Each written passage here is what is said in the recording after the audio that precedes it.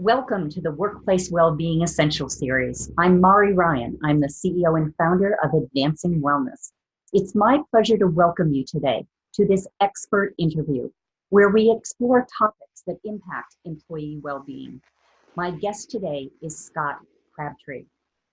Scott is the founder of Happy Brain Science. And you know what? Because he's the founder of this organization, he got to pick any job title he wanted. So he calls himself the Chief Happiness Officer. And he strives to be our guide to the science of thriving at work. So Scott and I have a lot in common about creating thriving workplaces.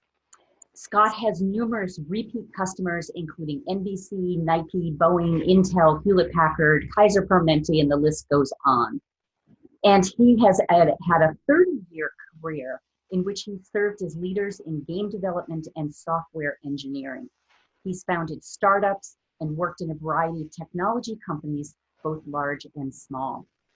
He resigned his position as a leader at Intel to pursue his passion, helping people apply science to be happier and more successful in their careers. He has a BA in cognitive science from Vassar College. And when he's not immersed in scientific data, he loves spending time with his wife and daughters, especially in nature, and always enjoys playing with his rock band. And he lives in Portland, Oregon. So thanks for joining me today, Scott. I'm so excited to have you here for this conversation. Thank you so much, Mari. I'm so excited to be here and talk about a topic that we both have great passion for. Exactly. For many people, the pursuit of happiness is perhaps a never-ending endeavor. And especially when it comes to being happy at work. We hear a lot about people being miserable at work and toxic workplaces. So our discussion today is going to focus on this intersection of brain science and the science of happiness in the workplace. So Scott, I'm wondering, can you start by telling us a little bit about why does happiness at work really matter? Great question. And to some people, it doesn't matter, but I think to everyone, it should matter. Because first of all, happiness feels good, right? I mean, basically the whole world wants to be happy. So by itself, happiness is a reward, right?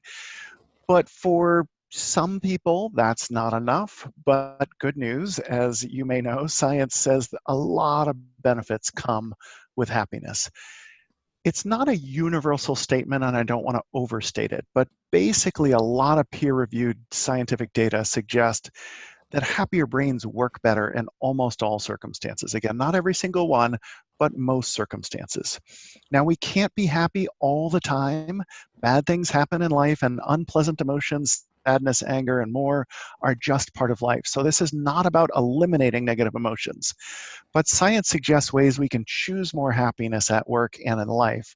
And that if we do, among other benefits shown from research, we'll be more energetic, we'll be more creative, we'll be more sociable, we'll work better together, we'll be more resilient to bounce back more quickly from those hard times. And among other benefits, we'll be more successful, we'll be healthier. Happier people show up in the emergency room less often and at work more often, for example. And finally, we'll live longer. To me, that's a laundry list of things we want in life, and happiness delivers a lot of those benefits. Well, that makes it sound so easy, but I don't think it's quite as easy as all that. So that's for sure. How can both organization and individual employees measure happiness and its benefits? You talked about all those benefits, but how do we measure it? How do we know if it's working or we're making progress with this? That's a great question, Mari, and I know you do data-based work, and so we need data to know whether we're having an impact, right? So the good news is you can measure happiness. This is not immediately apparent at first, so there was some debate around this for years, but essentially you can measure people's happiness by asking them how happy they are in a smart, research-based way. Now, if some of your audience is skeptical, and I would bet good money that at least a few skeptics are out there, they're thinking, you can't ask someone how happy they are. People delude themselves all the time. Right. So, what the scientific community seems to have some consensus around is that asking people how happy they are is not a perfect measure of happiness, but it is a valid measure of happiness. Mm. And we know this by correlating self reports of happiness with independent measurements of brain activity. So we all have a very happy part of our brain, the left side of our prefrontal cortex. If we go into a lab and look at happy short little film clips, left side of our prefrontal cortex will light up with activity. Even babies, you give a baby something to suck and the left side of its prefrontal cortex lights up. If we go into a lab and look at horrible things that make us sad. And you're right, it's not easy. There's sexism and racism and pollution and war and all kinds of problems in the world. And if we look at videos of some of that stuff, our right side of our prefrontal cortex will light up. So the correlation between brain activity and self-reporting is not 100% valid, but it is accurate enough that if you're asking enough people, if you're surveying 1,000 employees, for example, you're going to get a very accurate measure of happiness through self-reporting on questionnaires. And that's a good practical way, because most employers don't want to lie down 1,000 people in an fMRI machine to measure their brain activity. Surveying people is a decent way of measuring happiness. Well, it's certainly a practical way, so that's a great suggestion. I appreciate Exactly. that. So I'm curious, how can employees and managers apply scientific insights? So you've mentioned there's a lot of research about this. How can they apply this in a way to become more productive, creative, effective, and hopefully ultimately happier? Yeah, great question. It's the question that spurred me to launch this work, right? If I gave you the full answer, I would talk at you nonstop for about 4 hours, and neither of us, nobody here wants that, including your audience. So I will try to keep this very short and high level. Okay. In my session that I call The Science of Being Happy and Productive at Work, I have 4 themes, and I'll explain each briefly. Subdue stress, practice positivity, flow to goals, and prioritize people. So subdue stress is about reframing stress as a helpful source of energy. Too many of us stress about our stress and push ourselves from healthy, moderate stress to excess stress that is unhealthy and unhelpful. So reframing stress is part of it. And then, as we've already alluded to, coping effectively is critical. Hard times are going to come. There's nothing we can do about it. What we can do is cope effectively. So science says among the best coping techniques to end up less stressed and happier are physical exercise, talking with a friend, mindfulness or meditation. Things like that tend to be effective coping techniques that lead us to a better, happier place. Practice positivity is frankly a bunch of corny sounding cliche stuff about positive attitude that people have heard before. So why would I include this? Because the scientific data is clear, it works. And you hear a lot of things about happiness. If you watch television for an afternoon, you may hear that happiness comes from certain sodas and perfumes and sports cars, and basically all of that is baloney. And all that corny sounding stuff about positive attitude really works. So look on the bright side, be optimistic, notice the best in each other and each other's work. That kind of stuff makes a real difference in our happiness, therefore brain function, therefore results. Flow to goals is about that delightful focused zone that psychologists call flow, where you're deeply immersed in something meaningful and making progress, and time starts to disappear. It is a super happy, delightful place to be. And Harvard scientist Teresa Amabile and her team found that simply progress towards clearing meaningful goals is one of the strongest impacts on what she calls quality inner work life, essentially happiness and engagement at work. So that's about progress towards clear and meaningful goals and that focused zone we call flow, and the perils of multitasking. When we divide our conscious attention and rapidly switch, we basically make ourselves stupid and miserable, to put it in an abbreviated and provocative way. And finally, prioritize people is probably the most important thing for most of us most of the time. Harvard scientist Daniel Gilbert says, if you had to boil all the science of happiness down to one word, that word would be social. We are social creatures and we need each other. And even introverts get a strong well-being boost from good contact with other people. So I often get asked, if you could only tell me one thing to do, what would you tell me? My answer is always invest in the quality of your relationships. For most of us, and we are all different, we are not averages, which is what science gives us. So everyone should decide for themselves. But for most of us, most of the time, investing in the quality of our relationships is the single most important thing we can do to boost happiness and well-being at work. Well, Scott, I love your framework, and it's so clear to start with, and it seems so practical in so many ways. And what I love about it is that connection to the models that we use for well-being. And one of those elements of the dimensions of well-being that we focus on is connection. So the Nice. sense of belonging and those Yes. connections you have at work that make you feel like you are part of something that's, bigger than you, but so that you have those connections and relationships. So we are just perfectly aligned there. Absolutely, Mari. I'm delighted to hear that. Right.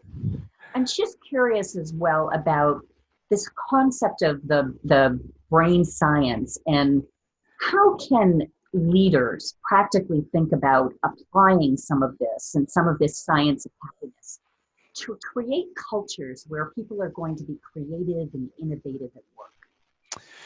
Such a good question. I'm sure you've heard this saying, the leader sneezes, the team catches a cold.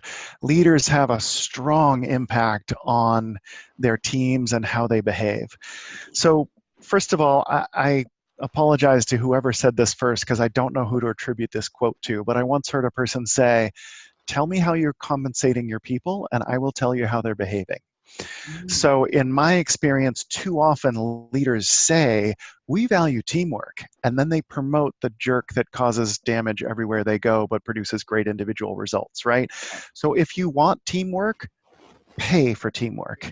If you want people who behave well and kindly and in a supportive way, still holding each other accountable, this is not like Pollyanna positive all the time, right? This is the real world. But if you want people who really value teamwork, who support their colleagues, then reward them and award them for that. And and even more than that, people are watching what leaders do. If leaders invest in relationships and say, you know what, I am busy, but yes, I have 5 minutes for you to look you in the eye and have a real conversation with you. If they see their leaders investing in people's ability to concentrate and get into flow, that's something I think almost all organizations could improve, is how people are interrupted. Because from a leader's standpoint, what makes sense is to go around and interrupt anybody anytime for anything. You're the boss, get what you need anytime. What the research suggests, as you likely know, is on average, again, it's all averages, your mileage will vary out there, but on average, it takes about 20 minutes to get into flow, about 20 minutes to load up on, okay, I'm going to do a well-being strategic assessment for this organization. I'm going to do some interviews and some data collection, and then I'm going to strategize. 20 minutes later, you're deep into flow. It takes about 2 minutes to get out of that flow.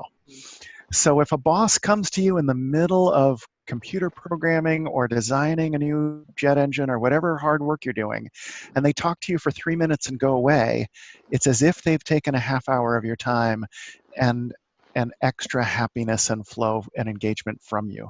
So interrupt each other less. Don't be the kind of leader that expects people to be on email all the time, because it's just counterproductive in the long term. mm, Those are a couple of ideas, and of course, I right. have many more, but I don't want to blab on forever. Leaders can make conscious choices to boost the happiness, therefore well-being and results of their employees. Mhm.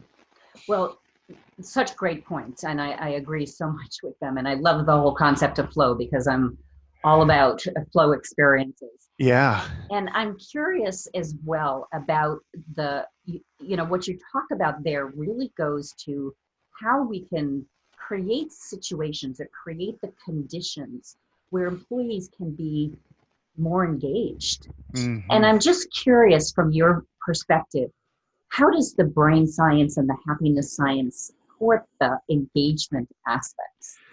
Such a good and such an important question, Mari. So some people will tell you, Gallup is one of them, for example, And I have lots of respect for Gallup, by the way. I'm a big Gallup fan. I use StrengthsFinder all the time, love their research. And they will tell you that happiness and engagement are two totally different things. You can be happy and totally disengaged. You can be completely engaged and miserable. And there is some truth to that. But if you define happiness the way scientists do, and therefore I do, as not just positive emotions, but also a longer lasting sense of meaning and satisfaction with life. You alluded to this earlier. Am I part of something bigger? What's the purpose behind what I'm doing?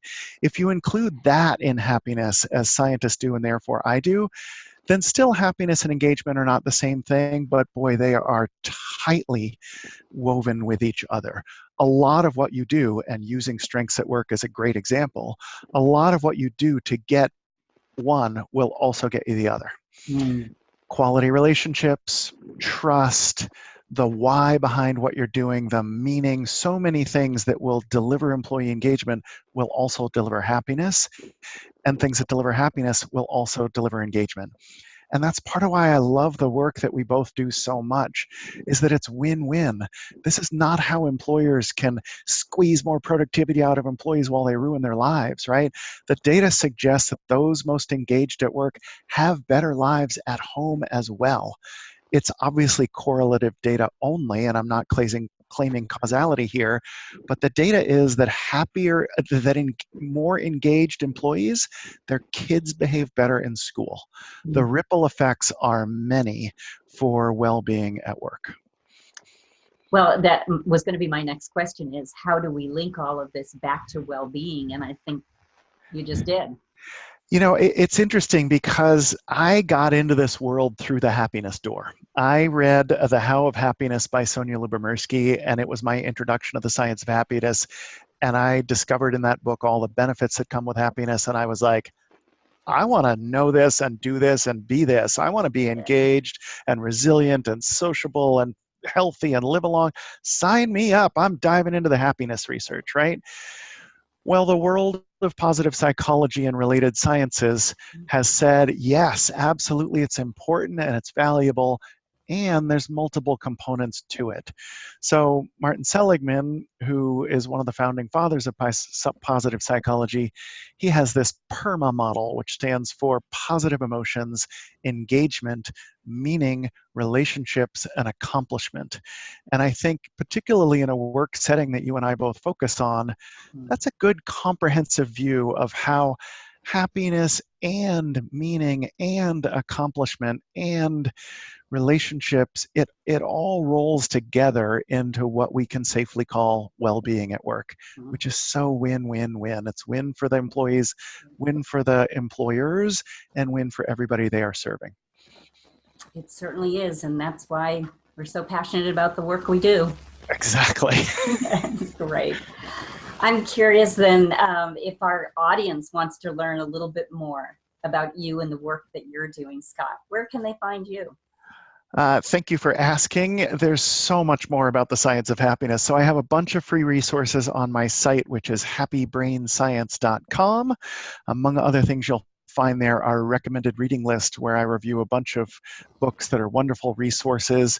And people can also find this card game that I made that teaches the science of happiness at work called Choose Happiness at Work, and other resources. So I hope people will do, if some of your audience is hearing about the science of happiness and the science of thriving for the first time in a meaningful way, I hope they will respond the way I did, which is, I want to know more.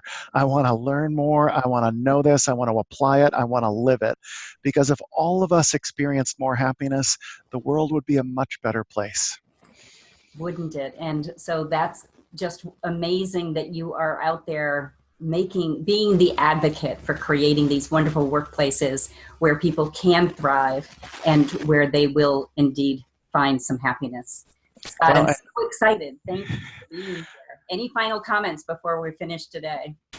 Just how happy and grateful I am to be here, and grateful to anybody listening. And That's a good segue to an immediately practical tip for anybody listening. One of the easiest ways to boost happiness and therefore well-being and effectiveness at work is to practice gratitude. And a lot of people know that they should be grateful, but trust me, in my experience, I know this. There's a difference between knowing that you should be grateful and practicing gratitude. Mm. If gratitude is done well, it's an act that we do regularly. And back to your great question about what can leaders do, it costs nothing and it boosts happiness for you and your employees, and therefore boosts your bottom line to give heartfelt gratitude to people frequently. Yeah, I totally agree. Totally agree. I hear this all the time in interviews and focus groups that I do with employees. Yeah, They just want to be appreciated and respected. they sure do. Yeah. I'm so delighted to talk with you because the work you're doing is so important, and who knows, maybe together we can make a lasting positive difference for some people out there. Well, I have Thanks. no doubt that we both are. And I'm Indeed. so grateful to spend time with you here today, and so glad that we've made this connection for our audience as well. Thanks, Thank Scott. you. Thank you so much, Mari. I really appreciate it.